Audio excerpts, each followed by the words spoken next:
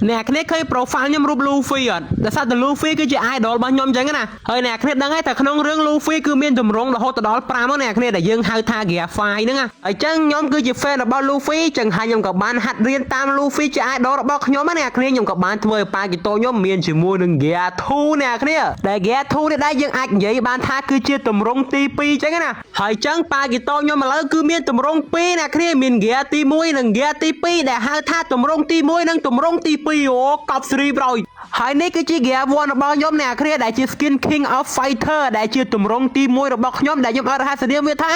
ទម្រង់ផ្ទះបកាច់ហើយនេះគឺជា Gear 2របស់ខ្ញុំអ្នកគ្នាដែលជាទម្រង់ទី2ដែលខ្ញុំអត់រហ័សនាមវាថាទម្រង់ទាត់បកាច់ដែលទម្រង់ទី2ដែលត្រូវជាទម្រង់ទាត់បកាច់នេះគឺថាគឺជា Skin Street Fighter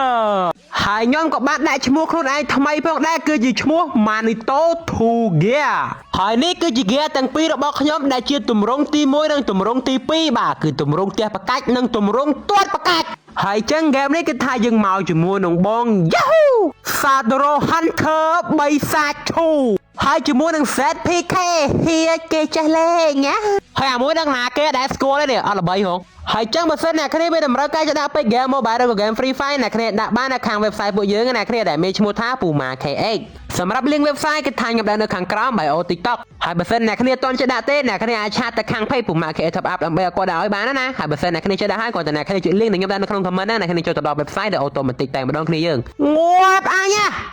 ហើយ record សុកៗមកទៅចាញ់ចាំដល់ពេលមកមើលវីដេអូហើយមកចាញ់វីដេអូអញ្ចឹងហើយបវល់វីដេអូមកវិញវីដេអូឡើងព្រិលមើលស្អីមិនឃើញហ្នឹងហើយគេមើលមិន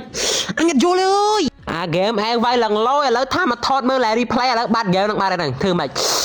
អើយអញហើយឥឡូវបើចូលទៅមើល game play កើតដល់អ្នកគ្នាមើលលទ្ធផលមកទៅនេះលទ្ធផល game ហ្នឹងអ្នកគ្នាអូខេ UFC 9 kill អញ្ចឹងណាគេថាយើងវាយបានដែរ game ហ្នឹងគឺបង Sadoro Hunter MVP អូកប់សេរី Yahoo ប៉ែចយម្រែខំរៀបរាប់តាំងពីដើមក្បាលវីដេអូមកដល់ game ដូចអាចស្អីគេ